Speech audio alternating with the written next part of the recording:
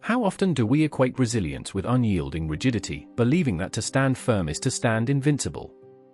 We forge ourselves into unbending pillars against the storms of life, convinced that every tremor, every gust, must be met with an iron will. But what if true strength lies not in defiance, but in the subtle art of surrender? What if the refusal to adapt, to bend even slightly, becomes the very chisel that carves our downfall? Consider the fortress that prides itself on its impenetrable walls, yet crumbles when the earth shifts beneath its foundations, unlike the supple reed that sways with the tremor, absorbing its force rather than resisting it. Where then does wisdom reside, in the unwavering stone, or the dancing leaf? In a forgotten realm, where the sky weaver spun constellations from stardust and the earth shaper mold mountains from silent slumber, stood the Obsidian Sentinel. It was an ancient monument, a colossal spire of polished black stone, impossibly tall, piercing the very clouds. For eons, it had stood, a testament to unyielding resolve, its surface impervious to the harshest blizzards and the most scorching suns. The Sentinel knew only one way: to endure, to resist, to remain precisely as it was, a symbol of unwavering power. It looked down upon the whispering willows, a community of ethereal, silver-leaf trees that grew along the banks of the murmuring river of echoes.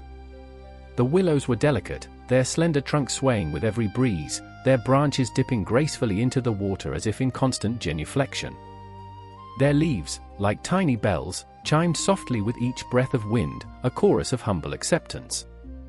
One epoch, the sky weaver grew restless, and a maelstrom, unlike any seen before, descended upon the realm.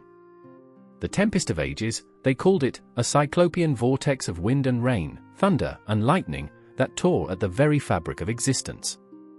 The Obsidian Sentinel braced itself. Its dark, unyielding heart pulsed with a pride forged over millennia.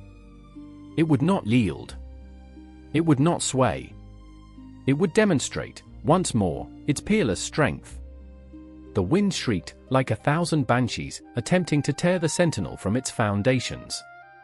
It groaned, a deep, resonant sound of pure resistance, but it stood, an immovable object against an irresistible force. Meanwhile, the whispering willows, with their inherent humility, responded differently. As the tempest intensified, they didn't fight. They didn't resist. Instead, they began to dance, a synchronized ballet of surrender. Their trunks bent almost to the ground, their branches intertwined, forming a living, breathing current that flowed with the wind, rather than against it. Their silver leaves shivered and shed, not in defeat, but in a strategic release, allowing the gale to pass through them, rather than battering them head-on. They were a liquid forest, yielding, bending, adapting. The storm raged for weeks, a fury that threatened to scour the world bare.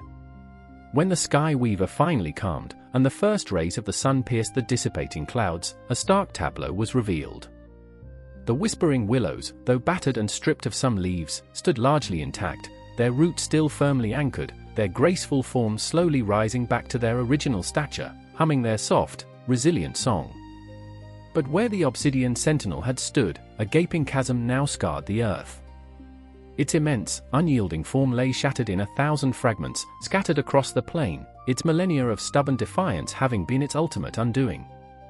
Its very refusal to bend had caused it to break, a monument to the fragility of uncompromising strength. This tale resonates deeply within the modern human experience.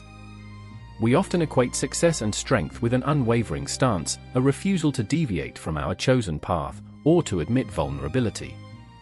In our careers, relationships, and personal convictions, we can become like the Obsidian Sentinel, clinging to rigid ideals or methods, even when circumstances demand flexibility. The fear of appearing weak or inconsistent can trap us in a cycle of stubborn resistance, blind to the wisdom of adaptation. Yet, true resilience, as demonstrated by the whispering willows, often lies in the capacity to bend, to flow with change, to release what no longer serves, and to find strength in humility and adaptability. The inability to pivot, to learn from shifting tides, invariably leads to an unforeseen and often irreversible breakdown. Filiarium reminds us that the unyielding rock, for all its might, will eventually be worn down or shattered by the persistent current. But the water, soft and yielding, carves canyons through mountains. Let us find the wisdom in the bend, the strength in the sway, and the power in adaptability. For sometimes, to break free, we must first learn to yield.